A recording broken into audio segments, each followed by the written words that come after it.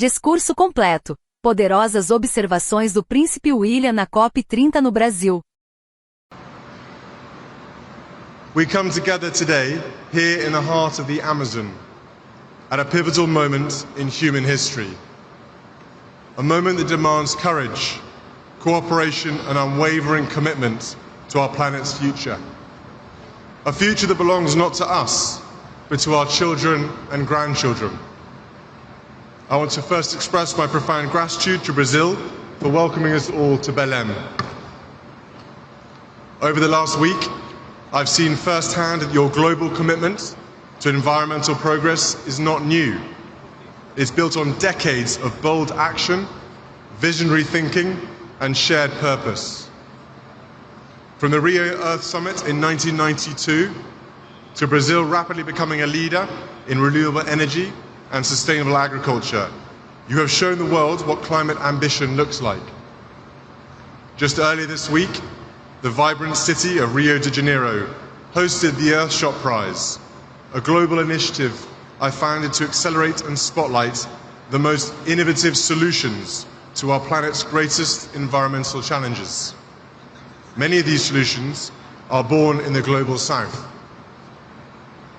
I want to add my thanks to the gracious hospitality of Mayor Eduardo Pez. The event was not only a celebration of ingenuity and hope, but a powerful reminder of what's possible when we lead with vision and courage. It was inspiring to witness such bold ideas from people all over the world come to life in a place so deeply committed to sustainability. And so as we gather here in Belém, 10 years on from the Paris Agreement, we are reminded of the extraordinary power of nations, communities, and individuals coming together to drive change. Where we unite behind shared purpose, we can scale and accelerate solutions that transcend borders. Solutions that give us hope and fill us with optimism for the future. I have long believed in the power of urgent optimism, the conviction that even in the face of daunting challenges, we have the ingenuity and determination to make a difference, and to do so now. I grew up with my father, the King, talking about the power of nature and the importance of harmony in the natural world, a subject he has championed for over 5 decades.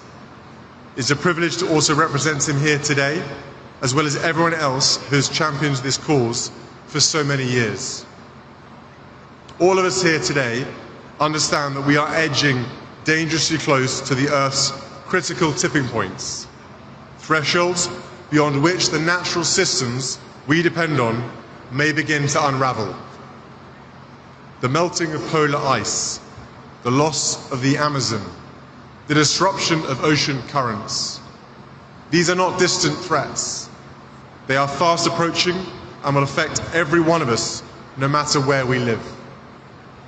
Communities around the world are already facing rising seas, extreme heat, wildfires, floods, droughts, and increasing frequency of extreme weather. We saw the disastrous impact of simultaneous floods, fires and droughts in Brazil in 2023.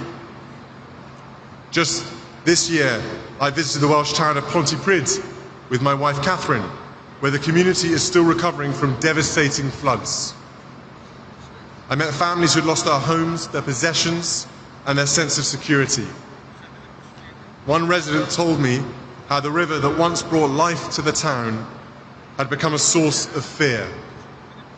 Their resilience was deeply moving. It was also a powerful reminder that climate change is not a distant threat. It is affecting lives across the UK and across the world, from small towns to major cities, from coastal communities to inland regions. No corner of the globe will be unaffected. These impacts pose risks to growth, security and well-being in all countries. But we know that these risks often fall hardest on those who contributed least to the crisis. This demands urgent, coordinated action. We must ask ourselves, what legacy do we wish to leave? Because the impact of all our choices will be felt by us all around the world, in the safety of their homes, the stability of their livelihoods, and the health of the natural world that sustains us all. The road ahead will be tough. We must transform the way we power our lives, produce our goods, move from place to place, and care for our land. But this is not just a challenge, it is a profound opportunity. An opportunity to build cleaner economies, restore nature, and improve the health and well-being of communities everywhere. It is an opportunity to grow our economies, develop new technologies, and create secure and affordable energy systems that are central to our future prosperity and security. Action on climate not only protects future generations, but is a powerful engine to create better jobs and lives today. We need to work together to build resilience from the escalating costs of climate change and become nature positive. This means incentivizing protection and restoration, not destruction. It means recognizing nature's true value, not only in economic terms, but in its ability to sustain life, culture, and community for everyone to enjoy. As we stand together in the heart of the Amazon, a region not only vital to global climate stability, but also home to indigenous communities who have safeguarded these forests for generations, we are reminded that true climate leadership means listening to those who have lived in harmony with nature and empowering them as stewards of the planet's most precious ecosystems. At London Climate Action Week, I convened governments, philanthropists, and indigenous leaders to issue a call to action for land tenure and forest finance pledges to be delivered at COP30 here in Brazil. That call to action continued through New York Climate Week in September and brings us here to Belém, where we must listen to the voices and leadership of indigenous people and local communities who care for half of the world's land and a third of its remaining intact forests. Their territories are vital to climate mitigation and biodiversity preservation. Yet only 11% of this land is legally recognized. Where indigenous people and local communities have secured land rights, deforestation is lower, biodiversity is richer, and carbon is better stored. Yet nearly 800 million hectares of their land remain unrecognized. 10-year security empowers communities to resist harmful projects and pursue sustainable livelihoods.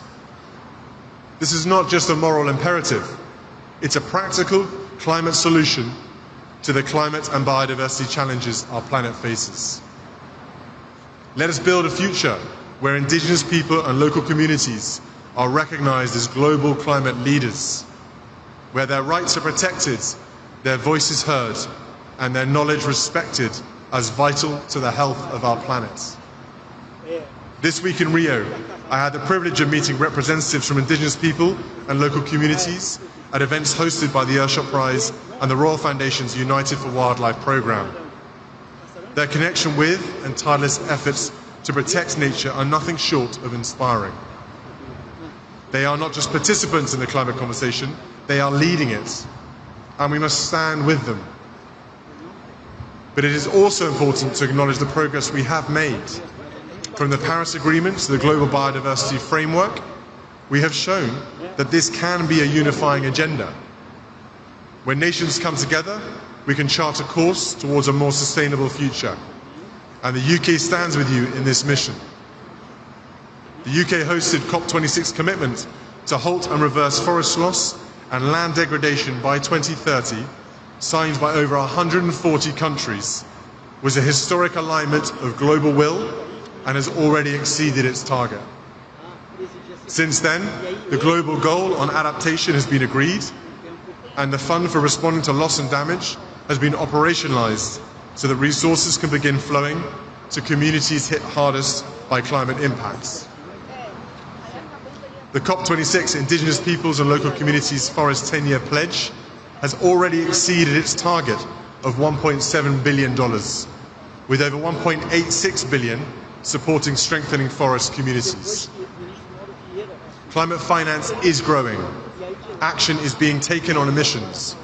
Renewable clean energy is expanding at record pace, creating thousands of new jobs and boosting economies around the world.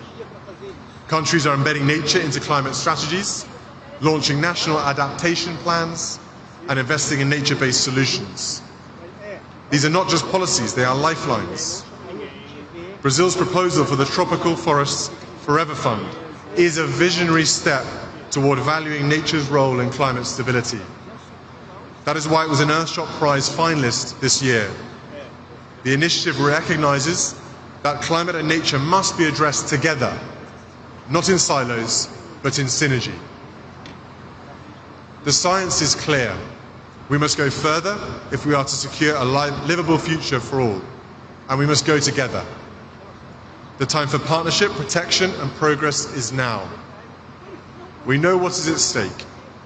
We know what must be done.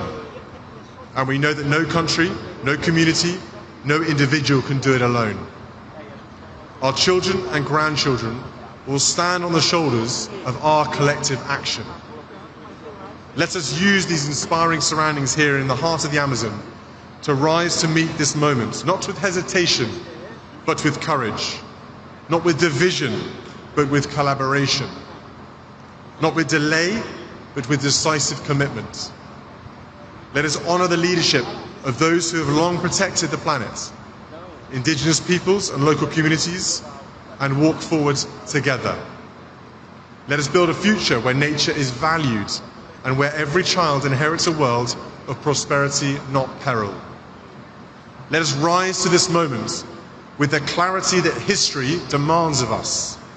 Let us be the generation that turns the tide, not for applause, but for the quiet gratitude of those yet to be born.